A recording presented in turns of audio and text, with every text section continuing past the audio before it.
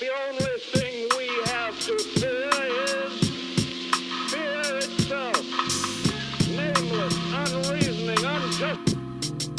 King Kong ain't got shit on me.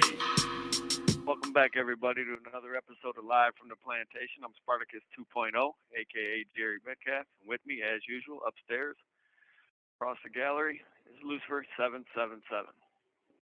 What's good? What's good? Today we're going to be doing institutionalization. We're going to be discussing a fucked up topic that everybody in the world seems to try to avoid. Institutionalization. Yeah, for sure. I kick it off. I start it off. It's a big deal. It's a big deal. It's a big deal, man. See, most of the guys that think like us want to beat the system. But institutionalization is a person that has become the system, right? So a quick example is like our daily routine right here. We wait for the phone call. We wait for the phone to ring for various occasions. Specifically, it's child, right? We wait to the phone to ring with child and shit like that. You will see a lot of guys like standing by the door or standing right there, like ready, just like horses at the gates, ready to get the fuck out and chase that white rabbit. Yeah. You know what that's called? What? Pavlov's motherfucking dog. You remember the psychologist Pavlov? When you ring the bell, the dog gets the food, right? It's the same shit. When that fucking phone rings at a certain time of day, these motherfuckers are like zombies, and they pile out the door and they run over to the chow hall just to wait in a long ass line when they get there anyways. To wait in the long ass line. And some motherfuckers go over there, do all that shit, run over there, and then bag that shit up and come back. Don't even eat that motherfucker. Stand in a long ass line, bag it up, and come back. Yeah. Hey, can you guys be a little quieter? Yeah. I was just laughing. I just asked these guys to be a little quieter. They were yelling really loud. Yeah, definitely. Institutionalization. Let me tell you, listen, I've been in the joint for a long time. You and all of our listeners, everyone knows that. I'm going on September, I'll start my 29th year. So I've been combating this shit, fighting it, battling it, doing motherfucking battle with it for, oh my God, a long time. And I'll tell you, this shit is real. And yes. How we got to this, how we finally started to do this episode is the other day, there was this tour coming through of people, and a woman went to pet my dog, Ritz. Ritz is my dog, and I'm holding his collar, and she's running her hand down the dog, and her hand is touching my hand every time it's normal human contact. But as it's taking place, I'm cringing on the inside for a whole bunch of reasons. You know, Human contact is not acceptable in prisons. We get none. So afterwards, I realized it stirred up a bunch of emotions, from anger to sadness, a whole bunch of things, because I got to thinking, damn, here I am. I'm getting mad just because someone's touching me. Then that made me sad, because I'm thinking, man, I'm fucked up. You know, prison has fucked me up. Yeah. And I know that that's a form of institutionalization. You know? And this isn't the first time that's happened. It's happened to me a few times where somebody touches me, and I don't want them touching me. I cringe. You know, and it's not for what you think, like, oh, I don't want to be touched. It's because in prison the rules say you can't be touched, or if you accidentally bump a guard, right? If you accidentally bump a guard, it's an assault. Or if you accidentally touch a woman, you're going to get a sexual assault. I mean, literally, if I accidentally like step backwards and bump into a woman, they're going to give me a sexual assault ticket. It's fucking crazy. So you fear touching. By design, by institutional design, they instill in you a fear of human contact. This is just one of the many things, but it's one that has popped up in my mind on a number of occasions. So I know that, you know, no matter how hard I fight institutionalization, I am institutionalized in certain ways. Seven, you and I have had this conversation many times. If I catch myself like rearranging shit in my locker. Like, oh, my toothpaste has to go right here. My socks have to be all the folded time. just like this. I knock all that shit over and slam the door shut and leave, and I make sure it stays messy.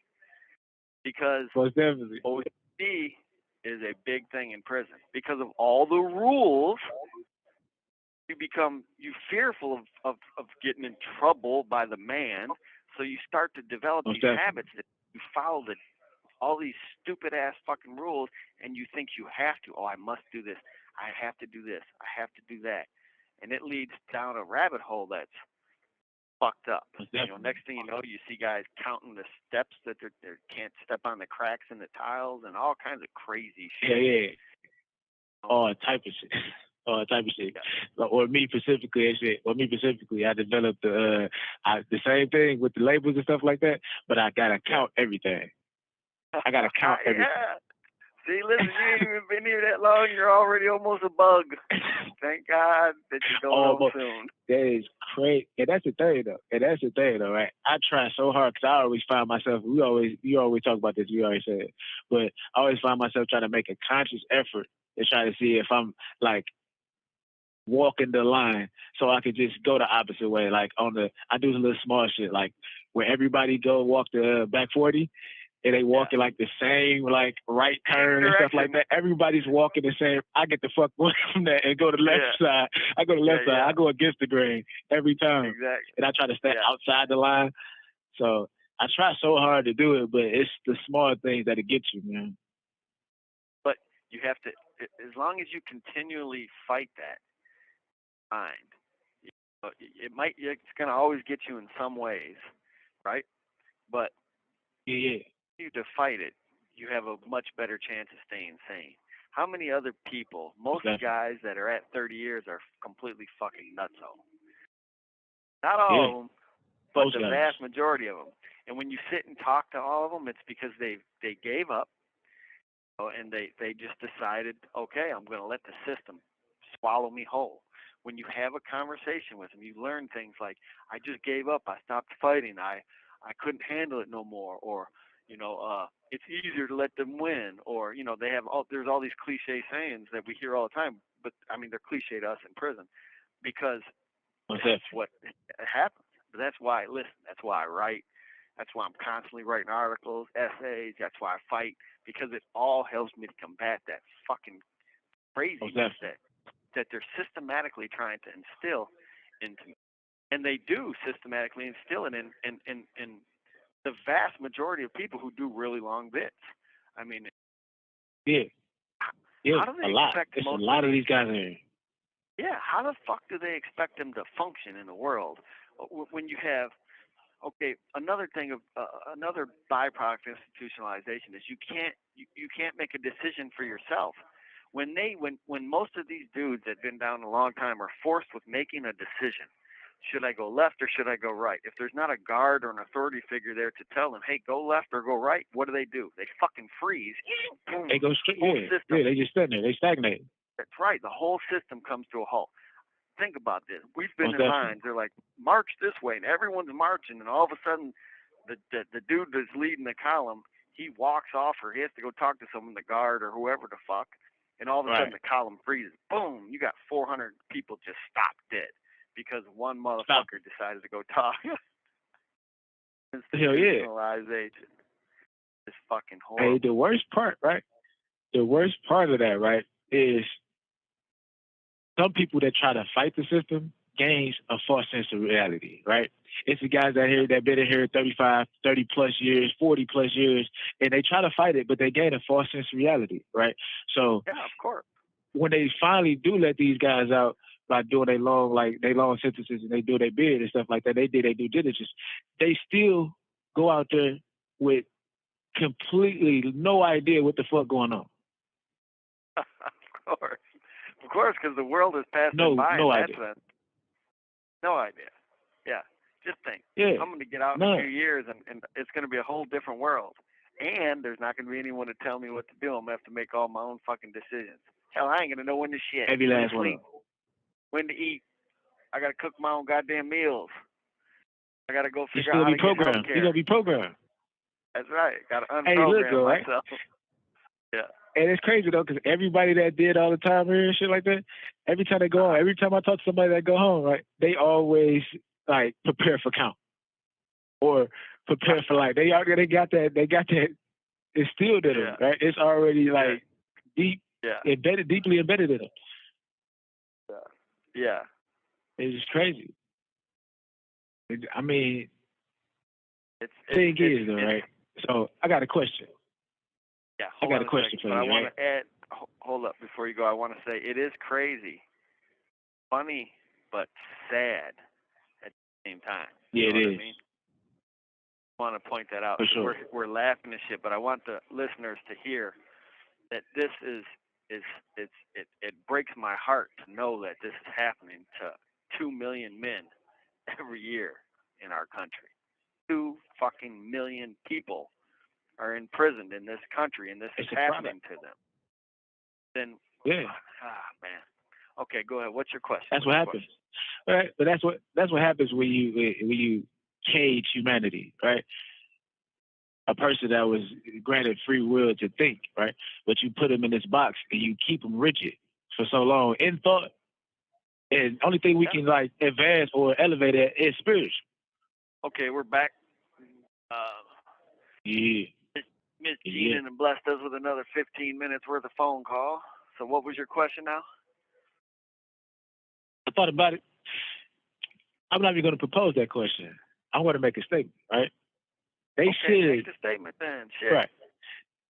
They should allot us hours of psychological help. Like you got to talk to some type of shrink or something like that, especially guys that did like 30 years, 40 years and stuff like that. The state should provide us hours of, I don't know, probably like 100 hours or something like that of therapy. Like when we get out this motherfucker, because we don't have nobody to talk to. We have nobody to talk to about these problems and stuff like that. We basically like have the same shit. I don't want to compare it to like war vets and shit like that. But we living in a high pressure environment, right? That brings on the same symptoms or conditions that war vets have when they leave war. Yeah. Well, hey, you live in a war zone. Right? I mean, look all the times I've been stabbed and cut and all this shit throughout my decades here. It's a fucking war zone. You know how many times I survived death? Most definitely. That's war, man. You know, it is. It is like the military institutionalizes its soldiers intentionally. That's when they train you together, act as a unit, put the guy in the foxhole next to you above everyone else. I mean, all those things are forms of institutionalization, intentional institutionalization for a good reason. Yeah. Or when you're fighting war, you have to fight as one. But in here, a certain way. Yeah, in here it's not for good reasons. Most of it is bad. You know? And it's bad. You're right. You have to work the system. So, like, let's say I want to talk about institutionalization with the psych, and I do. I go over there and see them. When I can. But I always have to tell them I want to talk about my past traumas or something, childhood traumas, or they end up diagnosing you and shit. Yeah, but I have to start with those things and then lead up to talk about stuff right now. Because if I tell them, like, if I send them the kite, a kite is like a form you have to fill out to send to healthcare. If I send them mental health kite and I say, hey, I want to talk about institutionalization, they'll send me a form back and say, yeah, we don't have time for that. So you have to work the system. You have to say, yeah, I want to talk about my childhood traumas or my anger issues, or you have to talk about something that they're going to believe that they think is relevant, and then you can go and talk about, and then you work your way to these things. And I've done it. I know it works. On your mind. Right. Because man, this shit. There's so much stuff that we could do 10 we could have done a whole series on just institutionalization, because it's crazy the shit that they do. Institutionalization is like it's like Stockholm syndrome. Like there's like I have to fight the feeling. Like I catch myself sometimes. This is a shameful thing to feel like you have to say, but I catch myself feeling like I have to please my captors. I have to make them happy. The Right, guards, right. they're just men and women like me, but I feel sometimes like I have to make them happy. That's just completely wrong. So the good thing is when I catch myself feeling that way, I acknowledge it and I combat it. But you see it every day with men in here. At, for instance, like we train dogs here at our facility. And how many of the dog trainers do you know?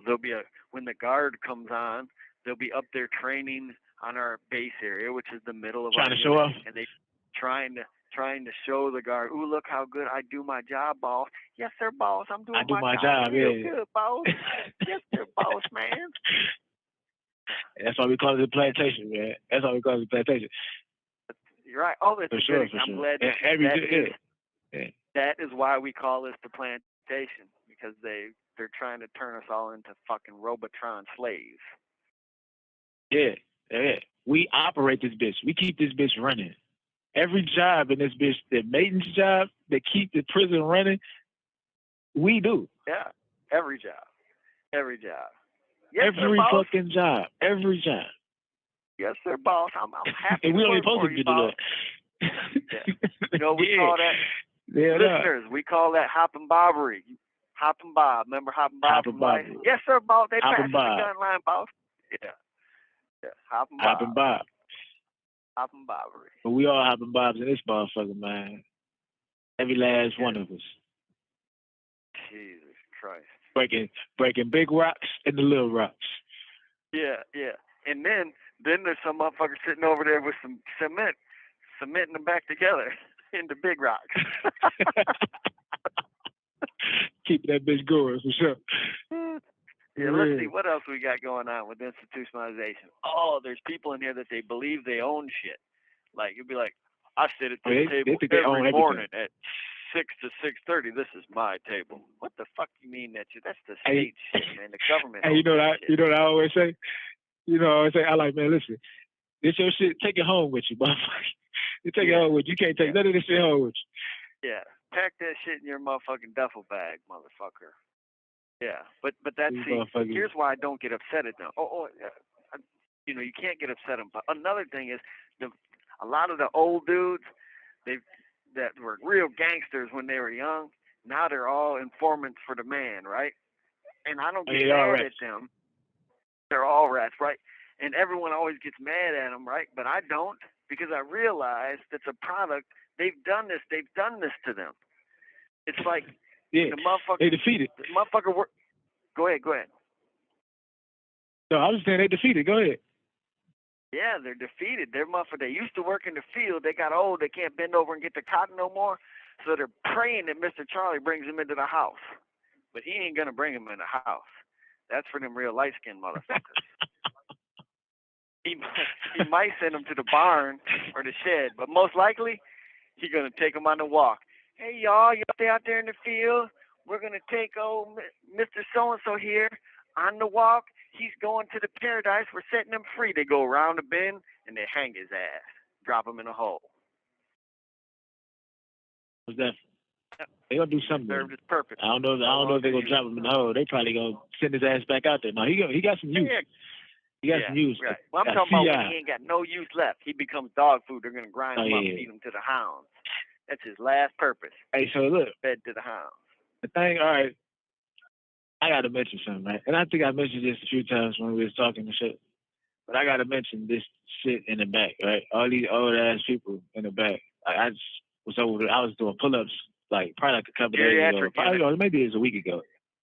Oh my God, bro! It's a whole train of white bearded people. Yeah. A whole train of them, Yeah, people who couldn't hurt anybody, right? No one. They come shuffling out of there like zombies. The geriatric unit. Yeah, send them people home, man. Come on. They're like 100 years old, crippled. Some of them don't even have, there's a guy back there with no feet. What the fuck kind of crime is he going to commit? One of them and this dude got lung cancer. One of them dude got lung cancer. I seen him. He had a whole head full of hair. He was healthy. He was looking spry. And then I said, man, he was like, I don't know what the hell is going on with him, man. I'm like, oh, he still got this dude here, man. He all his hair gone. He in a wheelchair now. And to stay on our institutionalization theme, if you go talk to any one of them, that's the institution. Yeah, but to keep on that theme, when you go talk to them, they're like, yeah, I don't deserve to go home, or I got to stay here to get my health care, or whatever the fuck. You know, they've been in the joint so long, they don't think they even need to deserve to go free, or they think that they can't survive. I can't make it out there. I'm 80 years old. Shit. Better go try. You better go die free. And the worst part, hey, look though, right? The worst part of institutionalization is you make this thing your home. This is your home. Yes. Yes. How often do you hear somebody say, and you know, it irks me because I'm always correcting people. I got to run down to my house. Motherfucker, that ain't your house. You mean your cell? Not your house. You mean your fucking cage where the man keeps you? It's where a your sign man keeps you? Yeah. That's your motherfucking cell where the motherfucking man has held you captive for all these years. Go to my house. These motherfuckers, it's not even welcome. Their floors. It's not even welcome as a home. Yeah. Oh man, they buff them bitches. They do all type of shit. Yeah. I mean, it's good to keep your shit kind of like, you know what I'm saying, livable. But when you doing too much, man, you doing too much. Now you done already fell and melded right into the system. Yeah, listen, that's a form of institutionalization. I'm buffing my fucking floor, and that's the worst part of it. Yeah. It's and the moment that you start thinking of your cell as home, and that shit is fucked. You already lost. You lost to the source. Yeah. You already lost. You misguided it. Oh man, and they teach motherfuckers like that. They teach motherfuckers with that rule book. They teach motherfuckers that. Yeah, for sure. You whole rule book. And the guards. I learned the hard way. And the guards call that shit your house. Go back to your house. What? Yeah. Go back to your house. Yeah. What the fuck? My motherfucking cell. Back to my house. All right. Let me go out the front gate. For real. Keep asking them if they want to let me out the parking lot. No, that's crazy, right? I said the same shit yesterday with Bicos. It was an F-150 drove past and shit, a 4x4. I'm about to just sit in the trunk of that bitch. He said, man, they go check all that shit. I'm like, I belong to this motherfucker and shit. I'm doing my boss, Charlie. I'm doing my job, boss. I'm doing my job. I said, I got a gate pass. Shit. Gina said we're running out of time again. When we come back, I'm going to talk about my fear of large crowds, because that's institutionalization. Before prison, I wasn't fucking scared of no large crowds. You know? You get stabbed in the motherfuckers enough, or got to do some stabbing in them enough, and you don't want to go into them no more. Right. It's fucked up. All right, we're back. Let's talk about this shit. Fucking, scared and large crowds, or uncomfortable, or fearful, or social anxiety. Large crowds. And then we'll close. Social anxiety, good one. Then we'll close this up because we're running kind of long already. I'll go first, real fast. Yeah. Crowds, people have become my enemy. Like when they open our walkway and there's 500-600 people on it at one time heading in one direction. Yeah. Nowadays you'll see me. I walk off to the edge or in the grass. So, Most definitely. For one, I can't stand people touching me. Like I couldn't survive in New York City. I couldn't survive there. Have to rub shoulders with all them people all the time. Fuck no. Bro, this is crazy. It's the same with me. I hate people like adjacent from me. Like if I can feel your body heat, it makes me cringe. Right? It's unacceptable if I can feel your body heat. Yeah, I get you. 100%. It's like I have. I'll give you another good example. I have shy bladder, right, which means I can't pee with people real close to me, and that's in prison. It's only gotten worse. If somebody comes stands behind me while I'm pissing, stop like that. It's like a fight or flight thing. my shit seizes up. Feels it's time to fight. Ain't that fucked up? Yeah, what's that? Be in the middle of a good stream. Oh man, this piss feels great. Somebody steps behind you, like shuts right off. And you know, like when you're peeing, everyone can hear it. Dude, they'll all hear the shit stop, and they all look like, all right, is it about to go down? What's going on? What? Crazy. Yeah, large crowds. What the fuck crazy. am I gonna do when I go home? How am I gonna avoid large crowds? There's large crowds everywhere. I'm not gonna be able to even get a job. Like I couldn't go. Man, shit ain't no getting you. That shit is instilled in you. That shit, it take years to unravel the years of that shit. I think, yeah, that's what I'm saying. All of us got it in us, right? Oh, because I deal with it too, right? I walk with Luck all the time. I gotta push him all the time. Like, you know, he kind of like husky and shit. I gotta push him. Hold on. I gotta push him because he be so fucking close. Like our arms be brushing each other. I'm like, dog, all this fucking walk right here, bro. Just go over there. Yeah, get the fuck over here. We ain't boyfriend and boyfriend, motherfucker. Not that I'm opposed to that shit. That's fucking crazy. But it's just not my thing. No. A disclaimer. You don't want to put that energy out there. Right. Put that type of energy Brad. out there now. Like you ever sitting down writing or something, and Brad comes and stands and you turn and his like cock is like right there in your face, and he stands there, you know, because he's on the spectrum for real, you know, so he doesn't know no better. He's autistic. Yeah, he doesn't know no better, and he's for standing sure he's there autistic. with his cock sticking out of his, like poking, tinting his shorts right next to your fucking face. I'm like, hey Brad, step back, man, your dick is 3 inches from my nose. He has no social awareness for sure. He don't. He follows his monkey around all the time. Right? Yep, that's a whole different podcast. Yeah. Oh, we should do a podcast on that someday. That's a good one because people would really enjoy it. That's so funny, the entertainment. This guy dresses like he orders the same clothes as Monkey, like so they have like the same jacket, same shoes, same socks, same everything. Follows him everywhere. That's just so that could be a whole. It's crazy. It's sad. Yeah, listen, we will do a whole thing on mental health and prison, but how they don't recognize people being on the spectrum, because there's lots of people in here who are, and they do not acknowledge that at all.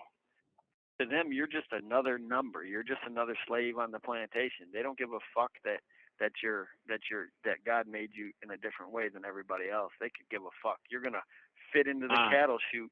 Or they do like my man that I you know the essay, that article I'm writing right now. They, you know, the guy that had the paranoid schizophrenia up north. They strapped him to a chair, and in 2 weeks he lost 51 pounds and died. And then they tried to say that's our normal routine. How the fuck can it be your normal routine to strap somebody who's mentally ill into a chair? To a chair there for 14 days, and then he dies. Oh my God! Then he dies. That's a whole. Did they just get indicted? Yeah. They just indicted. Yeah, they just indicted a warden, a deputy warden, two guards, and 4 healthcare workers for that the Northern Michigan prison. Man. Basically, they killed a man. But why did they only indict him for involuntary manslaughter? They chained him into a chair and watched him die. That, by definition, is murder. You or I were to chain an autistic dude into a chair and watch him lose 50 pounds in 2 weeks and then die of dehydration, by the way, because they weren't giving him any water, we would get 500 years for that. We got the book.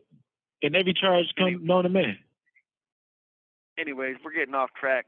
So let's close this up. We'll do that. We'll do a podcast on that at another time. So that's kind of like a teaser, I guess. So what do we do here live from the plantation? Break the chains, my dude. Break the motherfucking chains. Close us on out. Okay. Thanks again, family, for tuning in to XP3 The Red Zone. This is live from the plantation. Come one, come all. Y'all welcome. Love y'all. Tune in again.